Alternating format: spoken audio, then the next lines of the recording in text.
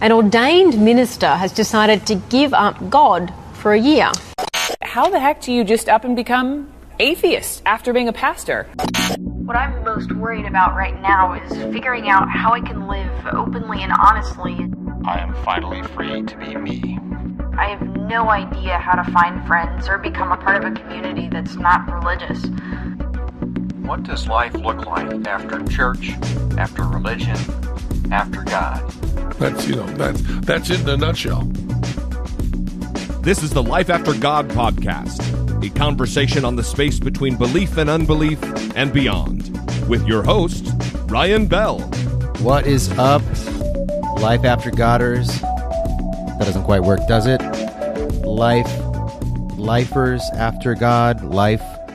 Well, you know, when I'm writing to people online and I want to abbreviate Life After God, I just type LAG. So then I was thinking maybe Life After Godders are laggers, but that doesn't make any sense either. That doesn't quite work. So I don't know what to call you all, but welcome back to the Life After God podcast. I'm so excited. This is episode 20, and I have back with me LeRon Shults.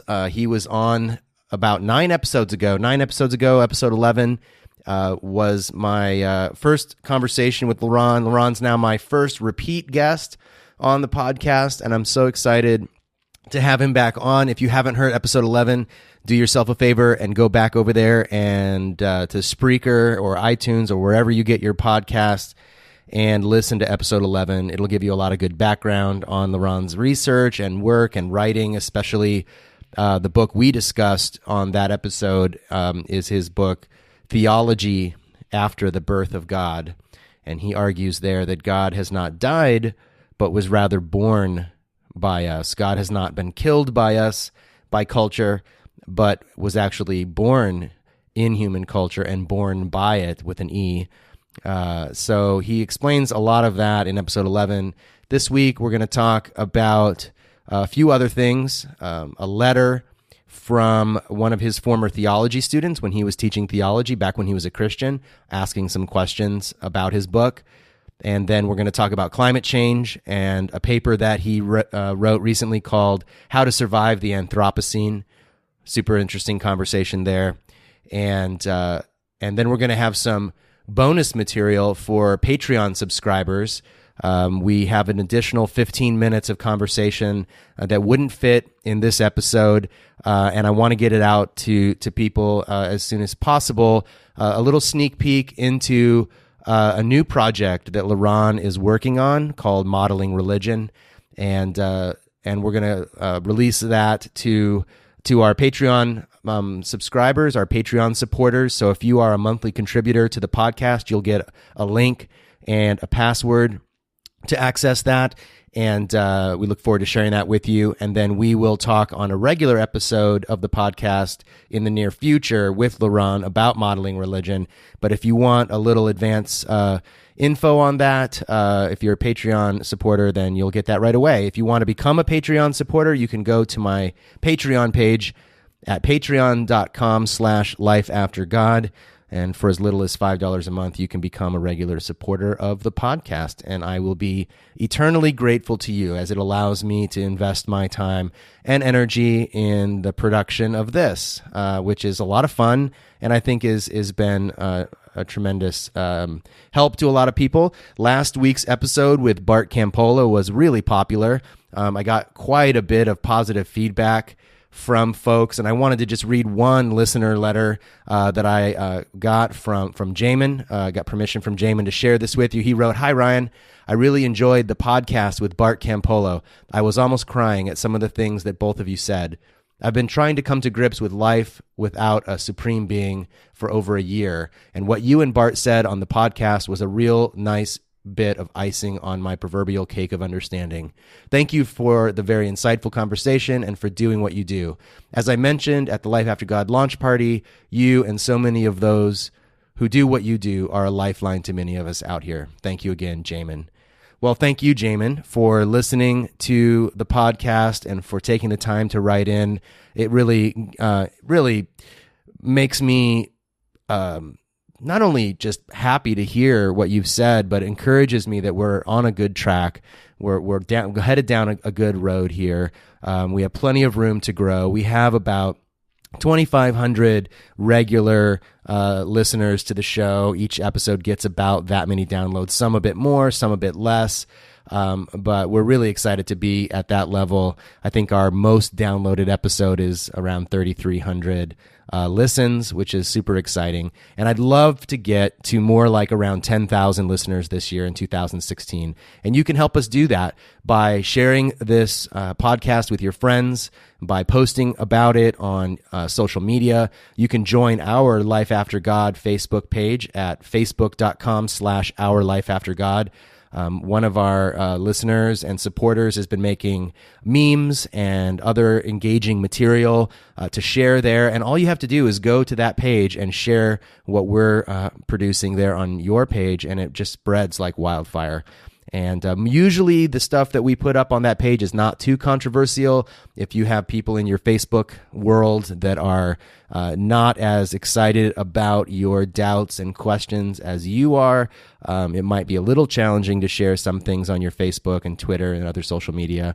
But we try to make it engaging and inviting so that it instigates a conversation rather than throwing down a gauntlet and ending a conversation. So if you feel comfortable sharing what we're doing with your friends and family, please do that. As you know, if you've been a regular listener to the show, we don't just interview atheists like Bart, but we've also talked to theists like Leslie Foster a few weeks ago and Diana Butler Bass a little bit before that. And we have a number of other exciting guests coming up in the new year that are both atheists and theists and something in between. So really excited about what's on tap here. And if you want to be in the know and stay up on all of it, you can subscribe to the podcast at iTunes. If that's the way you get your podcast, you can go to Stitcher. We're on Stitcher and any of the other apps where you listen to podcasts. You can also go directly to Spreaker.com, Spreaker.com/Life After God, and click follow, and you'll get an email notification every time we upload new content on Spreaker, which is where we host everything from the show. So thanks so much again for being a part of this journey with me. It's been a fantastic 20 or so weeks of getting this thing started. Before I share this new interview with LeRon, one more bit of information and news. One of our friends, Ani Zonneveld, who was my guest on episode 13, has a special event coming up here in Los Angeles through her organization called Muslims for Progressive Values. Ani is doing remarkable work in the human rights arena around Muslims who are suffering from oppression in Muslim-majority countries, as well as advocating for a more compassionate and inclusive Islam. She's a unique voice, very few, if any, other voices quite like her out there, and I'm just excited to promote her any chance I get, because I think that the key to a more peaceful future in a pluralistic world where Christianity and Islam and Judaism and atheism and skepticism are all co-inhabiting a common public space, the best chance we have at having a peaceful coexistence of various worldviews and belief systems is for secularization to really permeate all of our faith traditions. And I don't necessarily mean by that people need to abandon their faith, but that they need to come to the public square understanding that they don't own the space, that they're a guest like all of us are in that space. And so Ani is doing that work and is a champion, risking her life quite literally to do this work. So on January the 24th, at 7 p.m. here in Los Angeles, Muslims for Progressive Values is hosting an event called Celebration of Life. And at this event, we will hear a couple of keynote speakers. The one I'm most excited about is Ensaf Haider, who is an author and the wife of the jailed Saudi blogger Raif Badawi. And we have a chance to hear from Ensaf directly, and there's going to be music and other artistic performances, and it's going to be a fantastic time. I think personally that it would be so awesome if Life After God was an official sponsor of this event. To become a sponsor of this event, we would need to contribute $1,500 to the work that Muslims for Progressive Values is doing. I don't know if this resonates with you at all or if you have any interest in this, but I just thought I would throw this out there. I'm trying to raise enough money to attend myself, but if we raise this $1,500, we would get a mention in the newsletter, promote Life After God with Muslims for Progressive Values listeners and supporters, and I will go and be our representative there. And Ani has told me that if I can make it, if I can get there somehow, I can have an interview with Ensaf and bring that to you on the podcast. So I'm super excited about this. And if you want to support Muslims for Progressive Values and the work they're doing, you can visit their website. And I'll have the link to the website on the show notes. You can also search for Muslims for Progressive Values. You can go to Eventbrite and search for the event itself, which I'll also link in the show notes, but it's called Celebration of Life on January the 24th. If you want to contribute to this cause of having Life After God be a sponsor of this event, write to me at ryan@lifeaftergod.org, and I will send you my PayPal link, and we'll accumulate enough money there, hopefully. And whatever we raise, whether it reaches $1,500 or not, I will pass on to Ani and Muslims for Progressive Values, and I know that that money will go to great use. I have the utmost confidence in her and her team, and I'm very excited to share it with you. So check it out. Let me know. Write to me at ryan@lifeaftergod.org if you want to support. Help us raise $1,500 to support Muslims for Progressive Values. I'll go and be our representative at this event and get an interview with Ensaf and bring that to you here on the podcast. Wonderful. Thank you so much for bearing with me through all of that. Now I'm very excited to bring you this second interview that I've been able to have with my friend, LeRon Shults.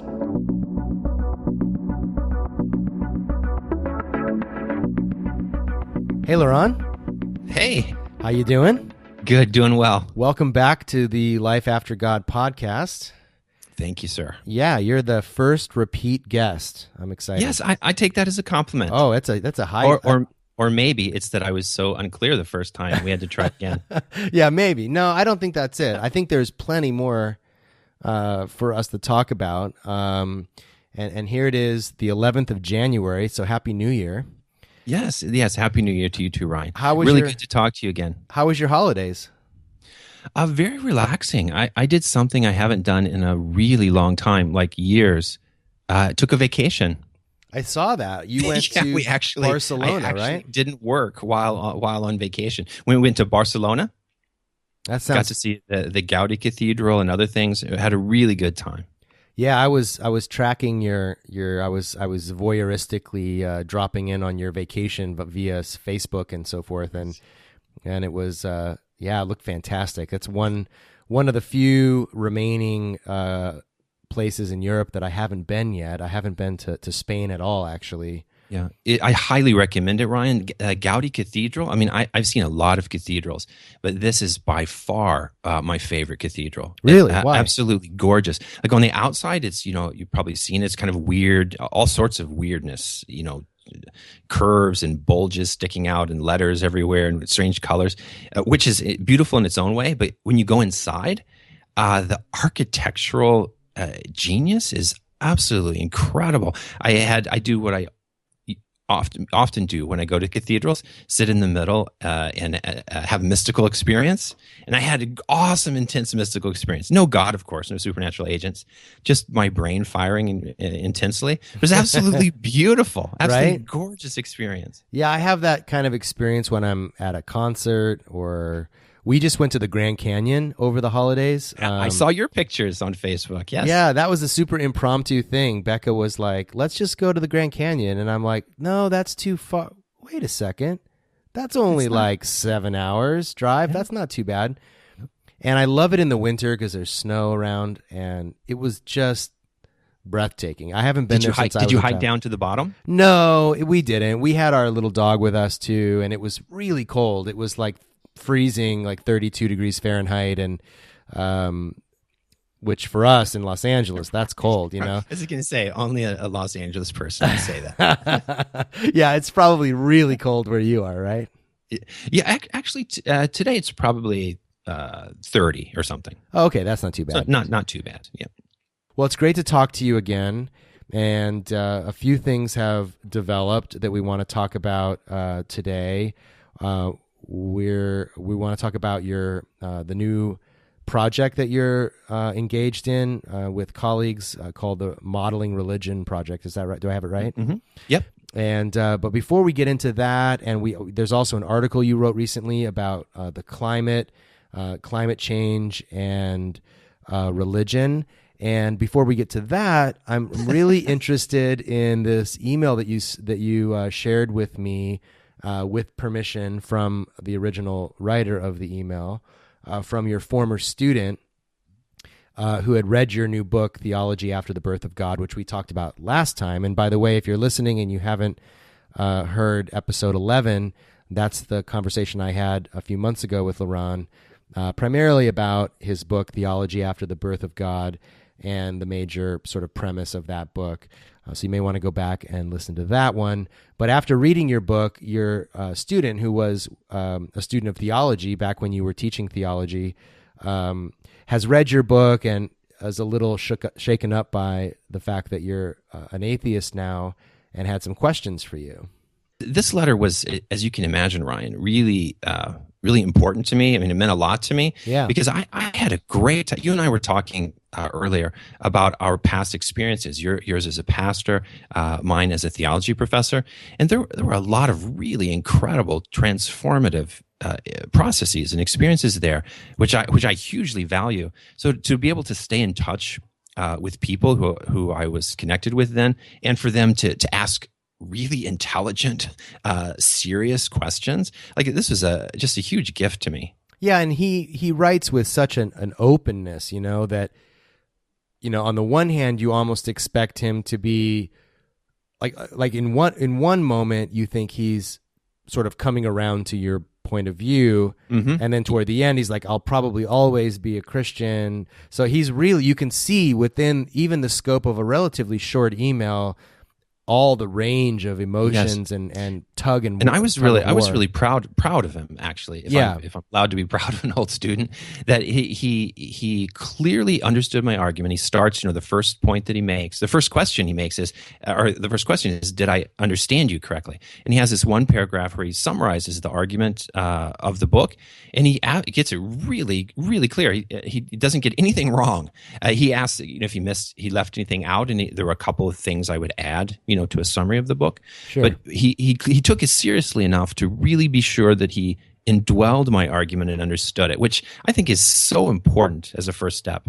Yeah, and I think that's worth pausing there for a minute, because I think a lot of times when I'm talking to people, there really are these two distinct experiences that I have. One is what I would call an apologist conversation, where they are talking to me as an apologist, whether they would call themselves that or not. It seems that they're coming to defend something from a perceived attack, or a sense of a vulnerability that they may have about what they believe, and they feel like they need to shore that up, or explain to me how they don't fall into the category that I've described, or somehow theirs is different. You don't understand the God that you're rejecting, and so forth. That sort of thing. Exactly. And then there's the other one who's like, I really want to know more about why it is you see the world the way you do, and the way that your ideas have evolved over time. I'm really curious about that. And then you explain it, and like this friend of yours, this former student of yours, did I get it right? Have I understood mm-hmm. you correctly? You're right. That is a rare gift, and I think someone who has I would say their priority is on understanding, not on defending something, and I think that's really an important place for all of us. Yeah, and the journey is clearly an honest one. That if he found reasons and enough explanation and different sorts of experiences, he would let go of God if he needed to. Right. So whereas it's not just kind of like Ken Ham, absolutely no evidence whatsoever would convince me that the Bible's not literally true. This sort of. right attitude. Yeah, and I mean that was the death knell of Ken Ham in that debate with Bill Nye when, at the very end. In fact, it's my friend Tracy Moody who posed that final question. Oh, I didn't know that. Yeah. She's a blogger, and she actually writes for Hemant Mehta's Friendly Atheist blog, and she's become quite a presence online as well. And she's the one who posed that final question, what, if anything, would change your mind? And it really was, in spite of all the, back and forth between the two of them over a lengthy debate, it really was what it comes down to, the difference between the two of them. And I think the difference between, people like us and others who are a little, for whatever reason, not quite willing to look directly in the mirror or something. Mm-hmm. Mm-hmm. So he goes on in this email to say, in the second point, and I'll just read a segment here to just get it correctly rather than trying to paraphrase him. Okay. He says, secondly, although you don't go into great detail on this point, much of your argument hinges on the implausibility of God's existence, both as an infinite and personal being. And we talked about this in episode 11 a little bit about the difference between probability and plausibility. Mm-hmm. And he goes back to something that he heard from you in seminary, saying that you explained this apparent inconsistency about the implausibility of God's existence over against the claim of the Bible, I suppose, as an apparent attractive or sort of as an attractive part about the Christian doctrine of the Trinity, which explains how God can be both immanent and transcendent. In other words, how God can be far above us and removed from us, as we sometimes imagine God to be, and yet very close to us in the person of Jesus, I suppose, and even closer in the person of the Holy Spirit in Christian theology. And he asks, what led you to conclude that the Trinity was ultimately incoherent? Do you want to reflect on that a little bit? And how did you apply to him? Here we're dealing with it's kind of heavy theological sledding. Yeah. This is, in the an advanced master's degree course in systematic theology. And what I knew, I anticipated that people would, who had read my work before or had been my students, would have this question. And in fact, you may remember Philip Clayton asked it, or at least alluded to it, when he referred to an article I wrote some years ago, where I said the one way to adapt Deleuze, a philosopher, would be to talk more about the Trinity and futurity, right? Mm-hmm. And my response to we'll call him John, the former student, my response to him would be similar to, but in more detail, actually, than to Philip, because if we had more time, but without going into a lot of detail, the basic idea here is that the concept of infinite is that which is not limited. Right. Mm-hmm. That's just what the idea means. That has no boundaries, is not has no limits. It's not. There's nothing beyond it that's not it. Right. There's not a line between it and something else. But then to be a person requires, by definition, that you know something that's not you. Right. A person has objects of knowledge that are not itself. Right. If a person loves a person, if we say God is love, well, to be love, you have to love something, right? Right, that's not you. Exactly. So the very idea of an infinite person, philosophically, makes no sense, because you have to have a boundary to have an object outside of you that you know or love, right? So philosophically speaking. Right. So the Trinity, it would be one way of saying, here's a way of thinking about the infinite, which is differentiated. It has within it already the conditions for otherness, difference, right? Mm-hmm. And can include both the limit and infinity itself. So that was the direction that I tried to go when I was still a Christian theologian. So the main point here, Ryan, is that I did the same exact thing that I argue all religious people in the book, The Theology After the Birth of God, all religious people do. I was confronted by something confusing, ambiguous, infinity. I mean, nothing is more confusing than the infinite, right? Right. And I guessed automatically, because of my evolved bias, I guessed something person-like, right? Because that's how we evolved, to guess things might be caused by an agent. And I guessed that agent just happened to be the agent that my in-group, Christianity, worshipped, Right. the Trinitarian God. So this actually is closely connected to the first question that John asked after he gave this brilliant summary of the book, which was really clear. He asked, "Did I miss anything?" And I would only add a couple of things, as I mentioned earlier. Right. He pointed out that it's from the point of view of psychological experimentation across cultures, been shown that when you feel threatened by members of an outgroup, you automatically start scanning for supernatural agents, right? But he didn't point out the other dynamic, that it goes the other way.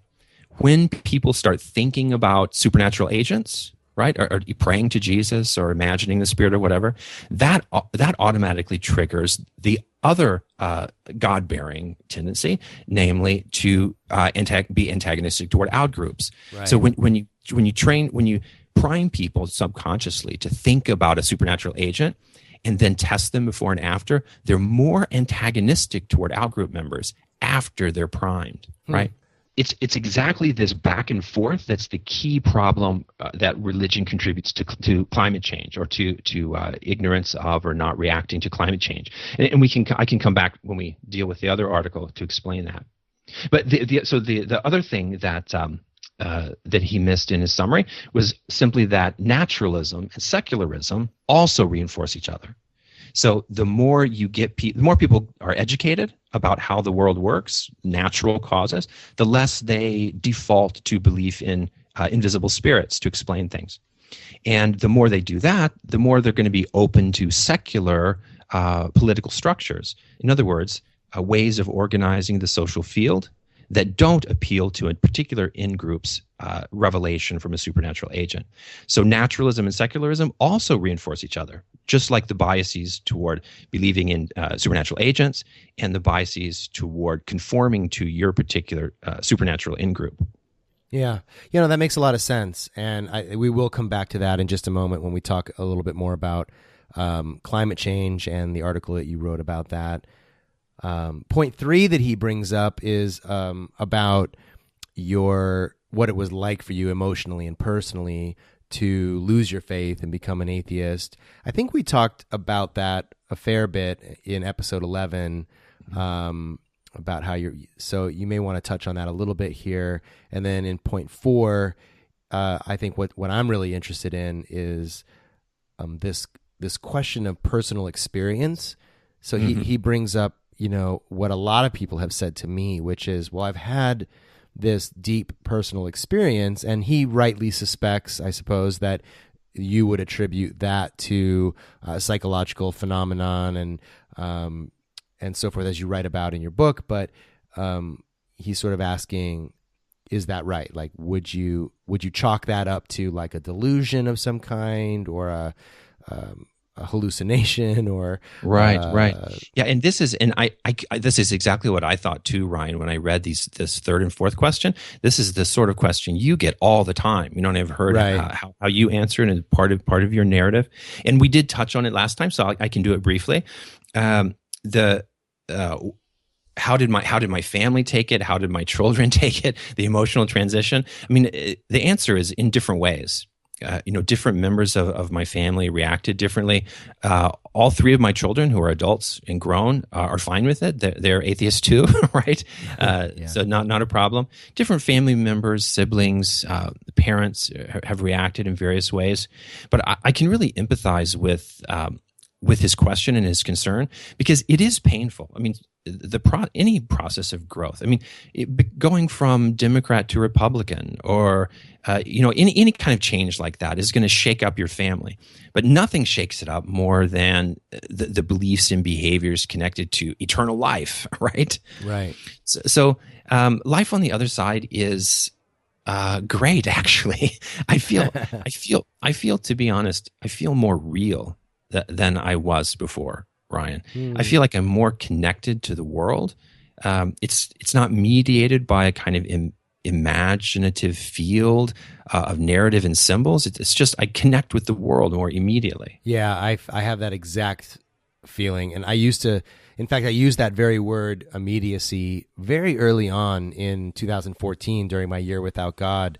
I talked about a sense of immediacy about my life that it's a kind of it's one of the things that practitioners of mindfulness strive for, which is a sense of that now is the moment, right? That it matters the most. That it's always now, and most of the time we live in either the past, ruminating about what we did in the past, or worrying about the future. And while we're worrying about the past and worrying about the future, we miss out on what's happening right this minute. And I think one of the early sensations that I had around questioning my faith and wondering about, well, what if there is no God? What does the world look like? Was this surprising sense of immediacy. And I kind of expected there would be this kind of depressive, nihilistic sensation. And Right. and I could talk, I actually don't mind a bit of nihilism. I think it's not the worst thing in the world. And that's maybe a conversation for another time. But I also had this sense of really a compelling desire to engage with life as it presents itself here and now. Exactly. And we keep alluding to climate change, but this is relevant too, because the way in which Christianity, all religions, but just to use Christianity, the way they think about the past, typically, including the Pope in his encyclical, is the past was originally perfect. Adam and Eve were in the right place, and the relationship to the supernatural agent was perfect, and then earth was good. So the solution is an eschatological or a final return of that supernatural agent who brings everything back into order. And as long as you think that, you're not going to be present in the moment trying to figure out how to actually fix the problem. But we can come back. Is there a kind of Platonism at work there, like with this kind of ideal? Absolutely. Yeah. Absolutely. My other book on iconoclastic theology from 2014, the whole of that is about the problem with Platonism. Yeah, I've always, even as a Christian, I really had a problem with all of the versions and of Platonism as they manifest in modern life, and the way, this is a bit of a diversion, but I mean, in my work as a pastor, the way it seemed to turn up constantly was how to have the right kind of church, like so that there was this sort of ideal, platonic ideal church that you needed to have, and if you just did the right things, or the platonic family that if you just did the right things, or a kind of platonic relationship with God that was accessible if you did the right types of things. Well, exactly. And the icon or the image, of the forms which are eternal. There's Christ is the image of God, the eternal form. We are the image of God. Right? The church, there's the distinction between the invisible church and the visible church, Calvin. Right. This is like perfect vision of Platonism, this invisible form of the perfect bride of Christ that's without flaw, and then us down here who suck. Which I wonder, this has made me wonder whether, is this why Judaism has an easier time with atheism than Christianity does? Because I've been asked before, like, could you be a kind of Christian atheist the way that many Jews are atheists? Like, they still embrace sort of their culture and tradition, but it doesn't involve an actual God. This is an excellent question, Ryan. I mean, I hope we can come back to these things, and if I get invited back, you will over and over. You'll get. But like invited. one of the things that I think is so important, and it came up at the launch party for Life After God in Atlanta, is now that people are beyond, especially those who leave the church, they still want to interact with other human beings. They still want to be in a community. They want to be concerned and passionate about things like social justice. And so for me, learning precisely how to create new communities and new forms of life that are completely atheistic is absolutely key, I think. And for me, there's no reason why that can't include the resources of the Western tradition, which can include some teachings from Jesus and others, some of the wisdom that's sort of been embedded within the basket or the boat that is Christianity. But as long as we stay in the in-group, as long as the in-group is supported by belief in a supernatural agent, right, a human-like agent that no one can see except those who ritually engage with it, right. Then it's going to automatically activate these biases, which reinforce in-group, out-group dynamics, antagonism, cultural conflict, and superstition. The belief that you can explain things by appealing to invisible spirits, ghosts, the Mother Mary, like the Pope does, right? And so forth. Well, and so we've been dancing around the question of climate change for a while, and that's because you not too long ago, right as the Pope's encyclical that you've referred to a couple of times came out, your article was published called "Surviving the Anthropocene," and I wanted to touch on that a little bit because I know a lot of people are.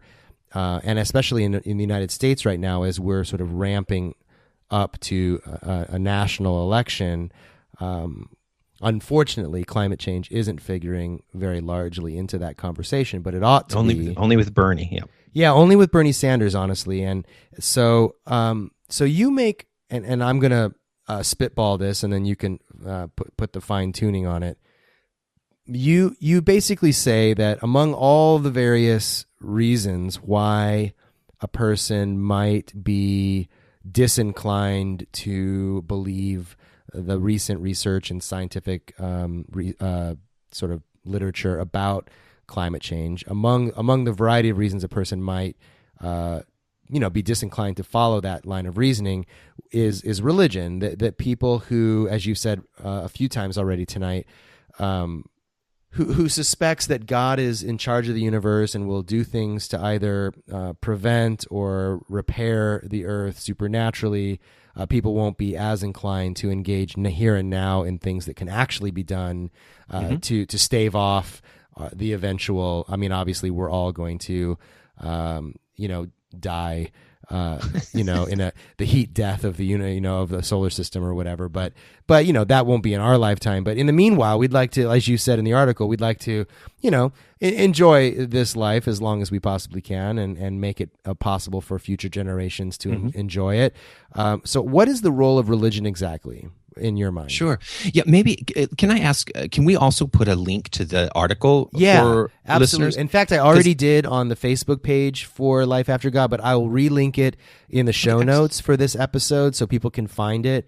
Excellent, because it's totally free, and then if they can look through it if they're interested, or at least the absolutely. abstract. Yeah, but the title of it, as you sort of alluded to, is "How to Survive the Anthropocene: Adaptive Atheism and the Evolution of Homo Deaparensis." Homo Deaparensis is just a word that I made up. It means the God-bearing hominid. Right. So in other words, the human being who tends to bear gods in mind, believe that there are invisible spirits of a certain sort, and to bear in culture those gods through ritually engaging them. And my argument is that if we're going to survive the Anthropocene, which is the human, this era in which all the challenges geologically, climatologically, have been caused or at least encouraged or exacerbated by humans, the Anthropocene. So the Pleistocene, the Holocene, the Anthropocene.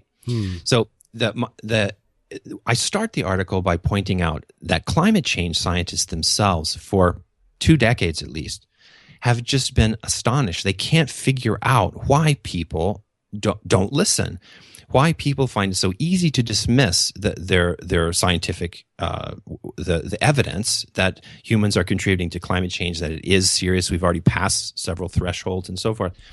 And recently, the last probably 5 or 6 years especially, Ryan, they've started to take advantage of cognitive science, which is about, or especially that part of it, which deals with biases. So it's not that giving people more information about climate change is going to help, because no matter how much, no matter how clear you are, no matter how many times you tell them, if they're biased to not perceive it or to dismiss it, then it just doesn't matter how good the information is. So here's the key, until and unless you deal with people's cognitive and coalitional biases, right? Their tendency to just think about their in-group, not big term. Right. Their tendency to confirmation bias, for example, to keep believing what they've been taught, or object bias, the tendency to think that the primary way things move is just one object moves from here to there, whereas climate is this complex, dynamic system that can exponentially alter just by the initial conditions being changed in one place in the dynamic system. So there's all these biases that have nothing to do with religion that lead people not to pay attention to climate change and not to act in ways that could help stop it or at least slow it down. So the point of the art, or the main first point of the article, is that religious biases are a key part of the problem, because the two religious biases are credulity bias, that is the tendency to be credulous or believe that there are disembodied intentional forces around causing things. Right. Angels, demons, gods, spirits, Buddhas, and so forth, right? So credulity and congruity or conformity bias might be a better phrase. In other words, the tendency to automatically be like and believe what and act the way the people around you are, right? Right. Those two biases held human groups together for tens of thousands of years, right? But they held them together by making one group competitive over time, because it was the individuals in that group all believed in the same invisible spirit that would punish them if they broke the rules, or if they, for example, shared their resources with an outgroup, and who believed, for example, as the Israelites did, that supernatural agent condones or encourages them to slaughter wholesale the outgroup, right? Genocide, for example. So those are the groups that survived. And our genes, right, are inherited from those groups. We didn't inherit the genes of the calm, generous groups that lived in the late Pleistocene, because they got slaughtered. Right, exactly. So just like I point out that just like racism and classism and sexism in the past had the function of holding societies together, right? It sucked for poor minority women, right? It sucked for sure. But these biases held groups together, right? Now many people, more and more people, hallelujah, thank you, realize that sexism is no longer helpful. Racism is no longer helpful. Classism is no longer helpful. And my argument is theism is no longer helpful. For a long time, theism reinforced the oppression of women, reinforced the slaughter of other races, reinforced the priests and the kings who are supposedly part of the hierarchy that are supported by the invisible divine being, right? We don't need theism anymore. It's just as problematic, more problematic, I would say, than these other biases. The way it's related to climate change is that it reinforces precisely those biases that keep people from perceiving the data, which continually comes out, and from acting on the data. So is this sort of like what Thomas Kuhn talks about paradigms, that we tend to, when we hear something different than what we already believe, we have a decision. Like we can either disregard it because it doesn't feed into the narrative that we already hold in our minds, or we can do the much more difficult thing, which we rarely do, which is really reevaluate the narrative that we have already. Exactly. And most people will just disregard the data that doesn't fit. Right. And this is called cognitive dissonance bias. And this bias made sense too, because again, imagine small groups of hunter-gatherers, or even in the Neolithic period, small sedentary cultures. If you had people sitting around questioning everything, people wouldn't be working to get the crops or take care of the sheep. Right. So it made sense that people would just be, oh, that's how it works. Oh, okay, and just kind of go along with everybody. And when you hear something weird, just to be like, kind of dismiss it. Right. Yeah. But now Must the have world been a is fluke. Exactly. But now the world is way more complicated. The population is much more saturated, and so just like I think we have to, and climate scientists would agree most now, that the only way forward is to challenge these long, deeply embedded, evolved biases. Confirmation bias, cognitive dissonance bias, affective forecasting, motivational reasoning, so forth. There's lots of them. All been studied. My argument is, in addition to that, we also have to challenge the two major types of religious biases. namely, to believe that things that we don't understand are caused by or can be fixed by a supernatural agent. That's superstition, right? Misunderstanding of natural causes. And by segregation, the tendency to think our in-group has the answer.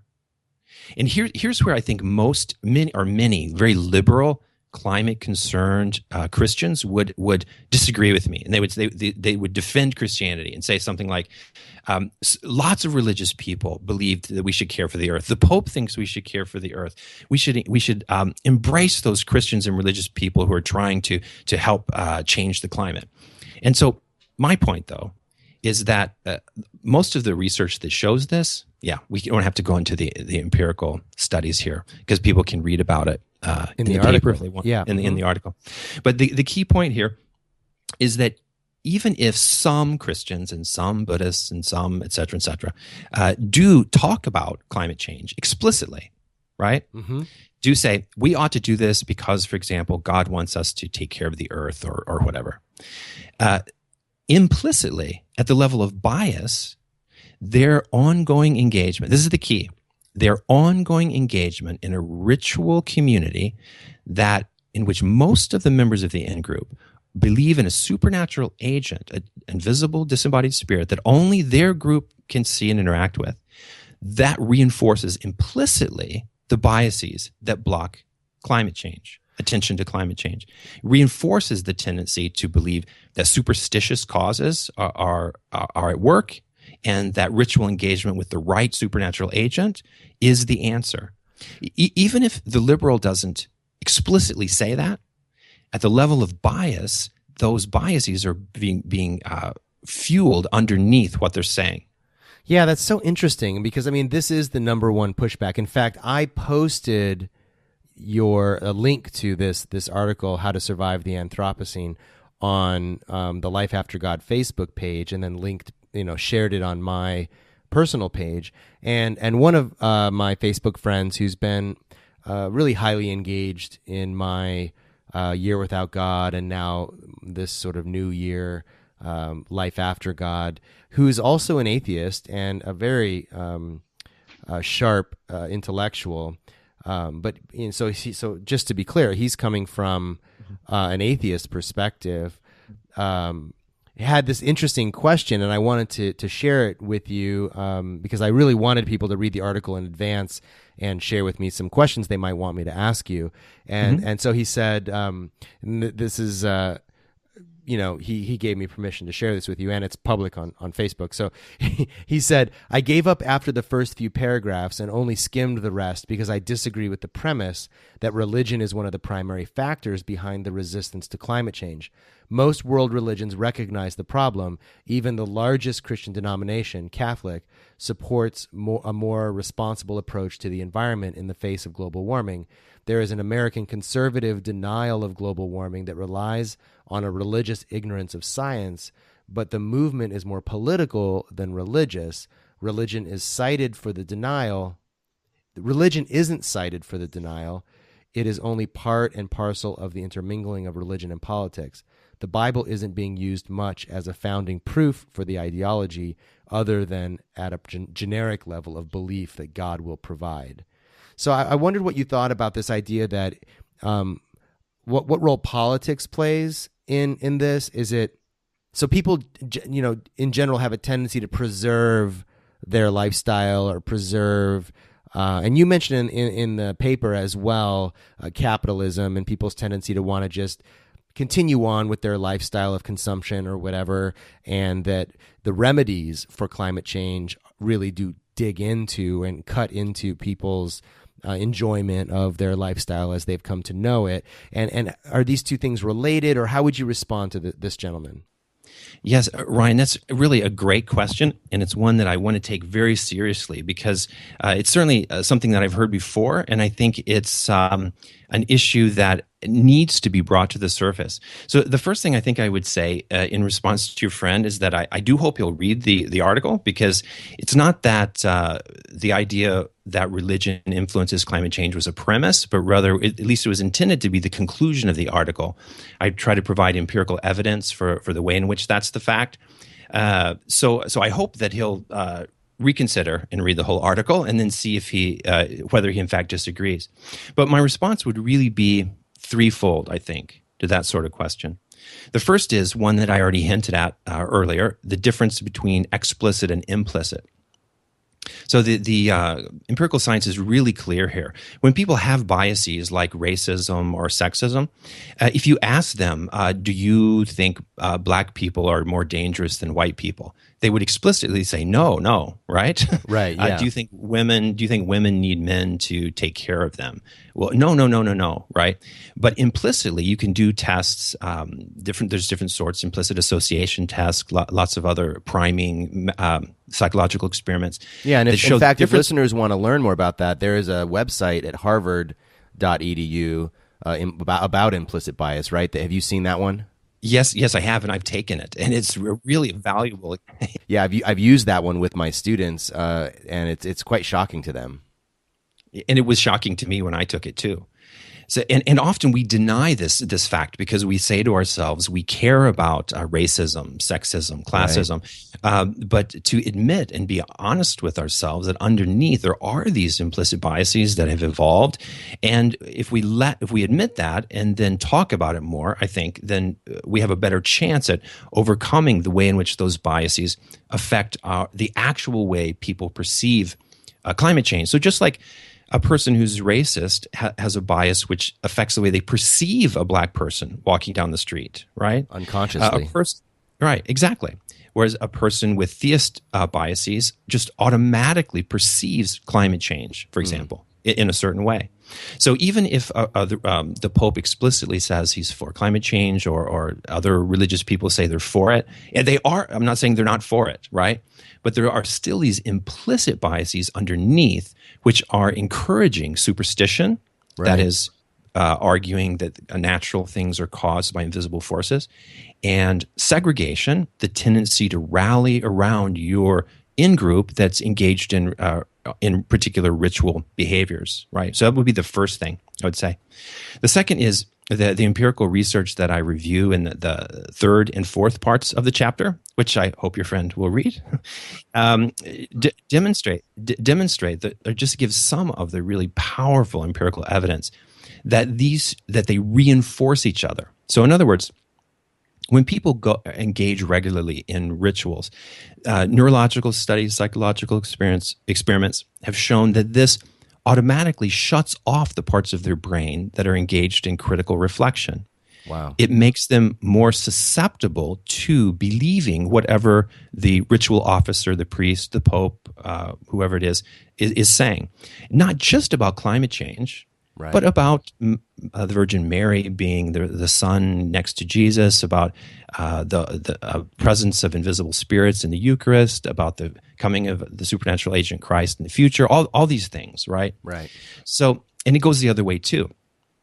As my former student summarized so well from our earlier conversation, if people want to look at that, at his letter, it goes both ways. When you start feeling threatened in your outgroup, by another outgroup like Muslims, for example, Syrian refugees, then automatically your implicit evolved biases will freak out and start looking for a supernatural agent, start scanning for Jesus or the Holy Spirit or angels or Mary, or if you're part of another religion, the angel Moroni, who might call you to take over a federal building.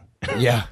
in Oregon, right? Right. And it goes the other way too. When you're constantly praying to a supernatural agent, that's reinforcing your tendency to be to segregate, protect your in-group, and so forth. So we don't have to go into all the details, but just some of I think I deal with 8 studies and there are literally hundreds that demonstrate this reciprocity. So that would be the second point I would make.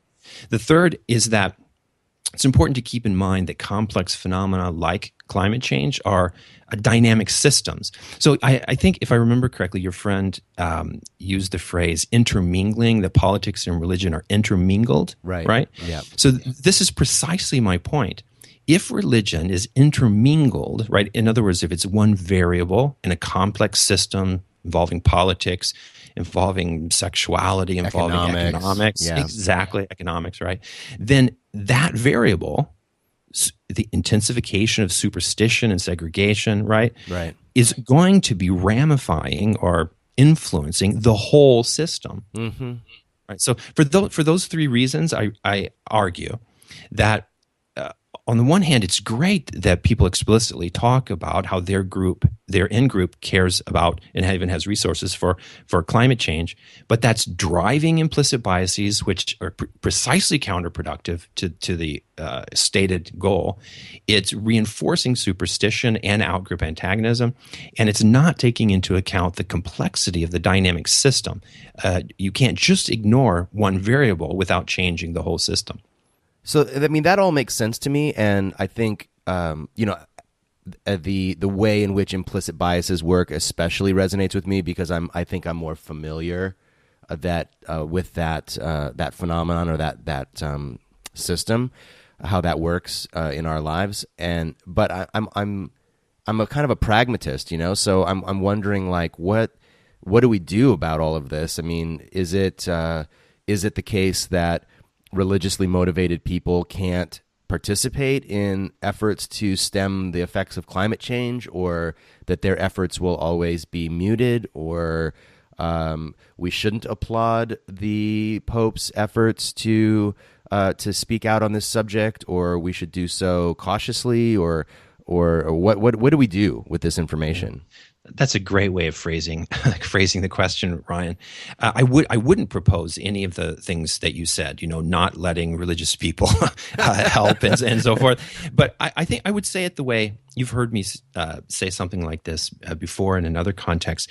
That at least the most important first step for me is having the talk about religious reproduction. Right. Just the more you talk about homosexuality and, have shows like Ellen DeGeneres and Will and Grace, the more people kind of slowly give up their biases. Mm-hmm. Not everyone, but more people. The same. It's racism, classism, sexism still a problem, but the feminist movement made people talk about it, and so it becomes harder to be a sexist, right? Right. So in the same sort of way, I just argue that we need to have the talk about religious reproduction, how theistic biases evolved, the role that they do play in the intermingled, complex dynamic system. Mm-hmm. So just like with having to talk about where babies come from. Yeah, it's important to explain how it works, right? Mm-hmm. But it's also important to explain the consequences of doing it, right? If you don't pay attention to them, just be honest about the fact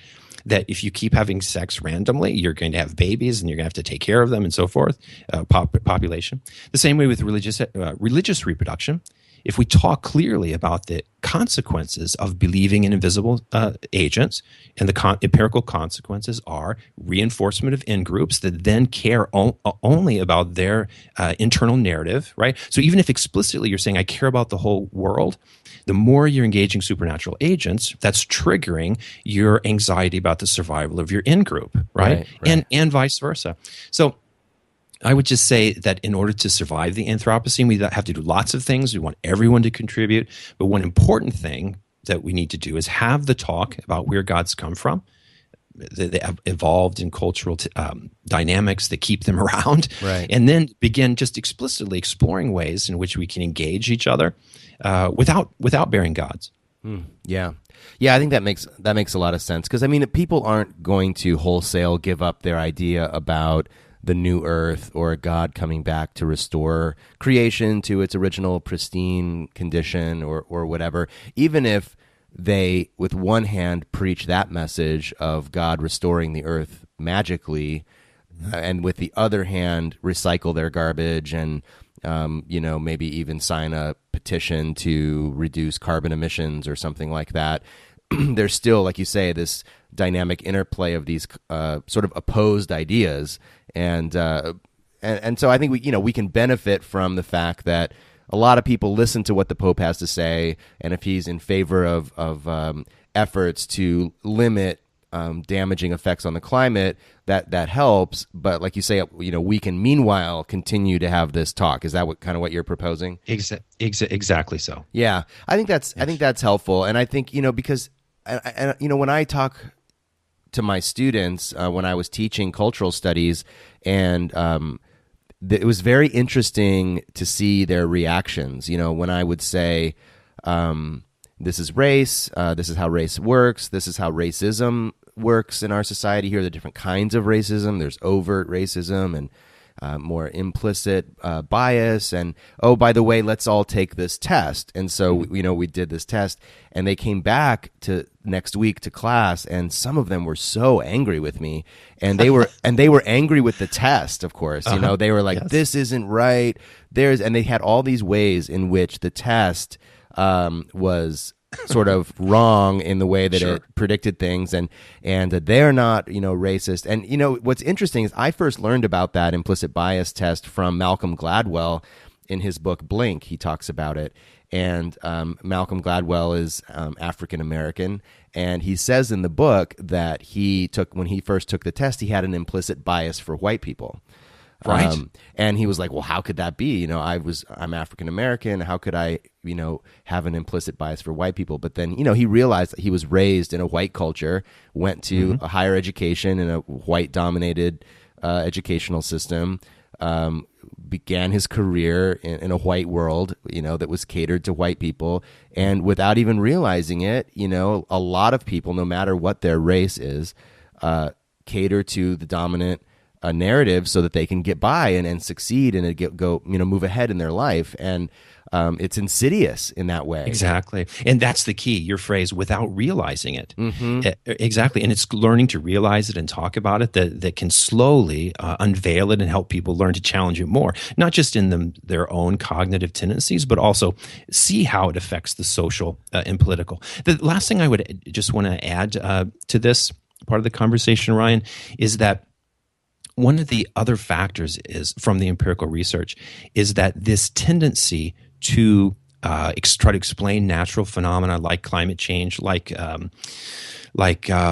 example, the tsunami as a result of Allah or sea gods or God's punishment, right, and the tendency to protect your in-group and just believe that the values of your in-group have to be protected, even if it means being violent toward out-groups. Those two tendencies are intensified, amplified, become stronger under conditions of stress. So if people are either economically stressed or don't have enough food to eat or feel threatened by an outgroup, then at that point, all the explicit talk about we care about climate change, blah, blah, blah, goes back to the defaults, right? And so that means as climate change gets worse, as we don't have enough food to feed everybody, as the water levels rise, and so forth and so on, the stress is going to go higher and higher and higher, making the implicit biases get stronger and stronger and stronger. So this is why, for me, I think it's so important to have the talk clearly, concisely, but without attacking anyone. Just like you have the conversation about Black racism, and you don't say the person who's racist is inherently bad. You say they have a bias that evolved for certain reasons, and we can help them learn to challenge it. Right. Yeah. No, I think that's really helpful. Well, yeah, I hope people will go and read the article and or the paper, and I definitely, again, I'll link to it in the show notes and on the Life After God website where we post each episode of the podcast.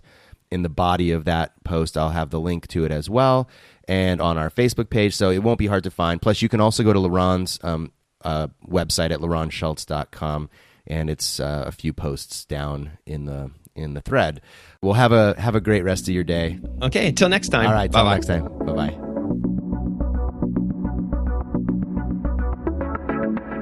Well, there you go. There's LeRon Shults. I hope you enjoyed that conversation.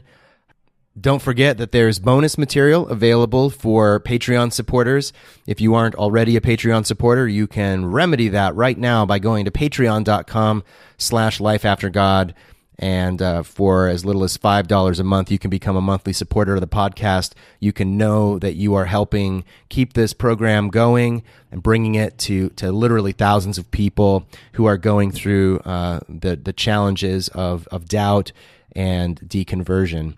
And I'll send you the link and the password for the extra 15 or so minutes of my conversation with LeRon. There'll also be additional bonus material coming in the future, along with other special features for Patreon supporters.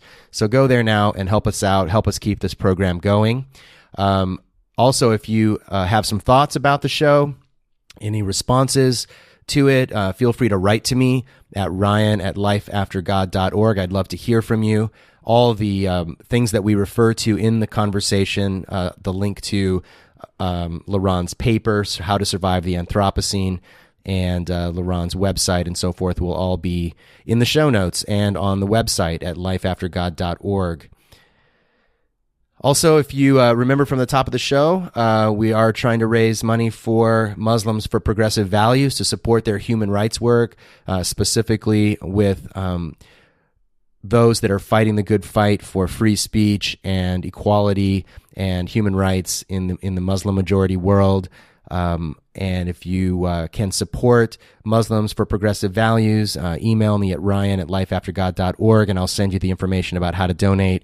And I would love for Life After God to be an official sponsor of this event, Celebration of Life, happening January the 24th here in Los Angeles. And of course, if you're in Los Angeles or near Los Angeles, I would love to invite you to attend and register for the event and support Raif and his family and all the others that are risking their life for freedom and justice around the world. And just special shout out again to Ani and the work that she's doing. If you want to hear the fantastic conversation that she and I had earlier in this series back in I think it was October, November 2015, you can go to episode 13 of the podcast and hear my conversation with Ani. Well, I'm excited about the upcoming episodes of the show. Next week, I'm going to be speaking with Professor Philip Kitcher from Columbia University and the author of Life After Faith, The Case for Secular Humanism. So that's next week.